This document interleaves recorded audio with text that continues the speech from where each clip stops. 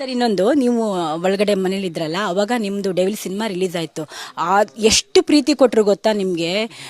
ಹೀರೋಗಿಂತ ಹೆಚ್ಚಾಗಿ ಒಬ್ಬ ಕಾಮಿಡಿಯನ್ನ ತುಂಬ ಇಷ್ಟಪಟ್ಟರು ಒಂದು ಕ್ಯಾರೆಕ್ಟರ್ ಅನ್ನೋದಾದರೆ ಅದು ಗಿಲ್ಲಿ ನಟ. ಆ ಸಂದರ್ಭದಲ್ಲಿ ನಿಮ್ಮನ್ನು ಎಷ್ಟು ಮೆರೆಸಿದ್ರು ಅನ್ನೋದು ಒಂದು ಐಡಿಯಾ ಬಂತಾ ನಿಮಗೆ? ಇಲ್ಲ ಇಲ್ಲ ಮೇಡಮ್, ಸತ್ಯವಾಗ್ಲೂ ಗೊತ್ತಿರಲಿಲ್ಲ ನನಗೆ. ಯಾಕೆಂದರೆ ಒಳಗಿದ್ದಲ್ಲ ನಾನು, ರಿಲೀಸ್ ಆಗಿದ್ದದ್ದು ಗೊತ್ತಿಲ್ಲ ಸರಿಯಾಗಿ, ಇಂಥ ದಿನ ರಿಲೀಸು ಅಂತನೂ.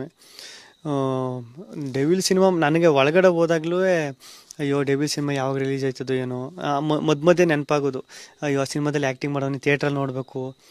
ದರ್ಶನ್ ಸರ್ ಸಿನಿಮಾ ಅಂದರೆ ದರ್ಶನ್ ಅಣ್ಣ ಸಿನಿಮಾ ಅಂದರೆ ಎಲ್ಲ ಥಿಯೇಟ್ರಿಗೆ ಬಂದು ಅಷ್ಟೊಂದು ಹೌಸ್ಫುಲ್ ಆಗಿರ್ತದೆ, ಥಿಯೇಟ್ರಲ್ಲಿ ನೋಡಬೇಕು ನಾನು ಅಂತ ನನಗೂ ಆಸೆ ಇತ್ತು.